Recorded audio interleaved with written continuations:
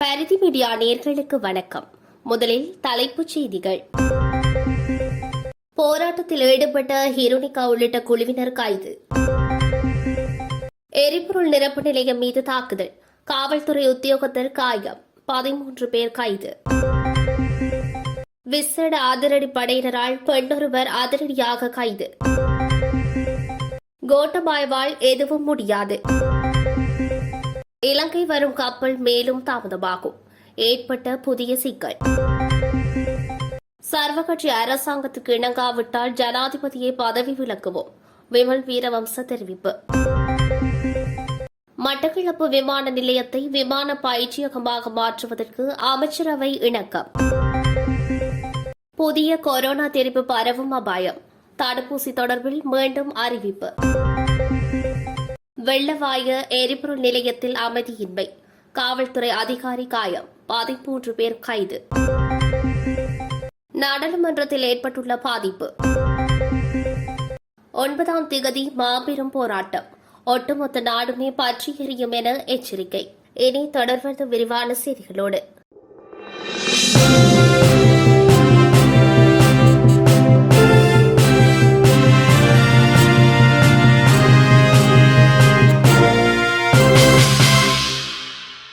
கோட்டையில் உள்ள ஜனாதிபதி நிலத்திற்கு அருகில் போராட்டத்தில் ஈடுபட்ட முன்னாள் நாடாளுமன்ற உறுப்பினர் ஹிருனிகா பிரேமச்சந்திர உள்ளிட்ட குழுவினர் கைது செய்யப்பட்டுள்ளனர். கைது செய்யப்பட்ட அவர்கள் தற்போது போலீஸ் பேருந்தில் அங்கிருந்து அழைத்து செல்லப்பட்டுள்ளதாக கூறப்படுகின்றது. மக்களை மீண்டும் மீண்டும் நெருக்கடிக்குள் தள்ளிவிடாமல் அரசுத் தலைவர் கோட்டபாய ராஜபக்ஷ வீட்டுக்கு செல்ல வேண்டும் என்று வலியுறுத்தி அரசுத் தலைவர் இல்லத்திற்கு முன்பாக போராட்டம் ஒன்றும் நடக்கப்பட்டுள்ளது. ஐக்கிய பெண்கள் சக்தியின் தேசிய அமைப்பாளரும் முன்னாள் நாடாளுமன்ற உறுப்பினருமான ஹிருனிகா பிரேமச்சந்திர தலைமையில் இந்த போராட்டம் இன்று முற்பகல் 10 மணியளவில் ஆரம்பிக்கப்பட்டுள்ளது.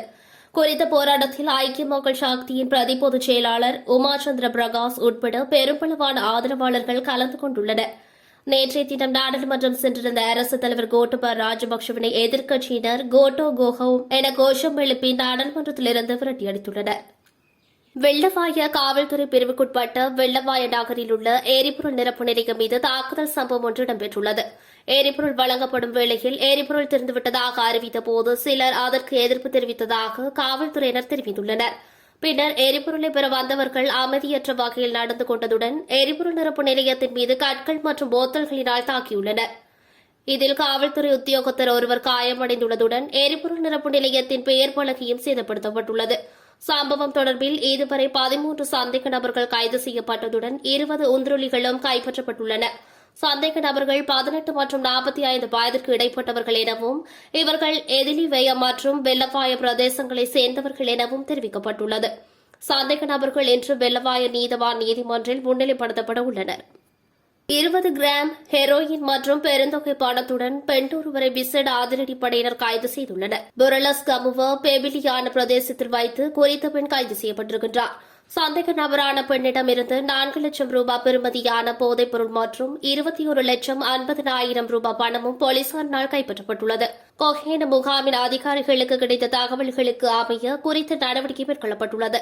சம்பவத்தில் 33 வயதான பெண் ஒருவரை இவ்வாறு கைது செய்யப்பட்டுள்ளதாக தெரியவந்துள்ளது.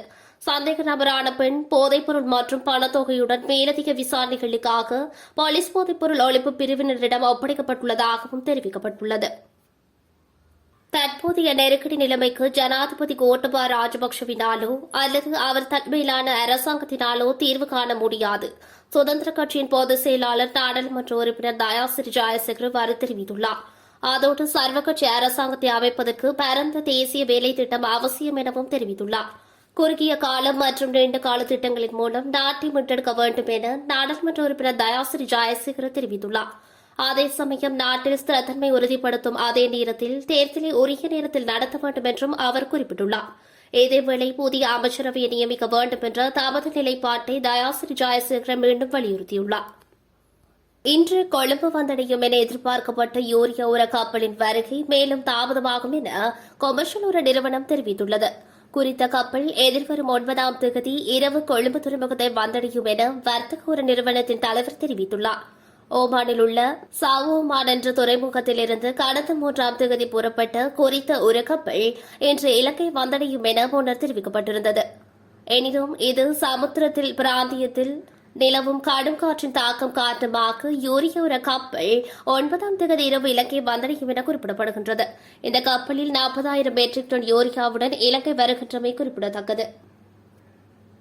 நாட்டின் பிரச்சினைக்கு தீர்வு காண சர்வகட்சி அரசாங்கம் ஒன்றுக்கு ஜனாதிபதி இணங்காது போனால் அவரை பதவி விலக்குவோம் என்று விமல் வீரவம்ச எச்சரித்துள்ளார். நாடாளுமன்றத்தில் சுயாதீனமாக இயங்கும் 9 கட்சிகளின் தலைவர்கள் ஆலோசனைக் கூட்டம் நேற்று மாலை நடைபெற்றுள்ளது. அதன் பின்னர் ஊடகங்களுக்கு கருத்து வெளியிடும் போது தேசிய சுதந்திர முன்னணியின் தலைவர் விமல் வீரவம்ச இதனை தெரிவித்துள்ளார். தொடர்ந்தும் கருத்து வெளியிட்ட அவர், நெருக்கடியான காலகட்டம் ஒன்றில் நாட்டை எவ்வாறு வழிநடத்துவது என்பதை கோட்டபாயவோ ரணில் விக்ரமசிங்கவுக்கோ அறிந்திருக்கவில்லை. நெருக்கடி காலகட்டத்தில் சாதாரண காலங்களைப் போன்ற நடவடிக்கைகளை மேற்கொள்ள முடியாது. நெருக்கடியை தணிப்பதற்கு வழக்கத்திற்கு மாறான சில நடவடிக்கைகளை மேற்கொண்டாக வேண்டும். அதேபோன்று தற்போதைக்கு மக்கள் எதிர்நோக்கும் எரிவாயு மற்றும் எரிபொருள் பிரச்சினைக்கு சரியான தீர்வொன்றை வழங்க அரசாங்கம் தவறிவிட்டது. ஆனால் ரஷ்யாவின் உதவியுடன் அதற்கு விரைவில் நாங்கள் தீர்வு வழங்குவோம். எரிவாயு மற்றும் எரிபொருளை பெற்றுக் கொள்வது தொடர்பில் நாங்கள் தொடர்ந்தும் ரஷ்யாவுடன் பேச்சுவார்த்தை நடத்திக் கொண்டிருக்கின்றோம். அதன் பெறுபேறுகள் விரைவில் தெரியவரும். நாட்டின் தற்போதைய நெருக்கடியை தீர்ப்பதற்கு சர்வகட்சி அரசாங்கம் ஒன்று அமைவதே பொருத்தமாக இருக்கும். அதனை ஏற்றுக்கொள்ள ஜனாதிபதி தயங்கும் பட்சத்தில் அவரை பதவி விலக்கவும் எங்களுக்கு வழி தெரியும். அதனை நாங்கள் மேற்கொள்வோம் என்றும் விமல் வீரவம்ச தொடர்ந்தும் தெரிவித்துள்ளார். மட்டக்களப்பு விமான நிலையத்தை விமான பயிற்சியகமாக மாற்றுவதற்கு அமைச்சரவை இணக்கம் வெளியிட்டுள்ளது. அமைச்சரவையில் சமர்ப்பிக்கப்பட்ட யோசனைக்கு அமைய இதற்கான இணக்கம் வழங்கப்பட்டுள்ளதாக தகவல்கள் வெளியாகியுள்ளன. இந்த யோசனையை சிவில் விமான போக்குவரத்து துறை அமைச்சர் சமர்ப்பித்துள்ளார்.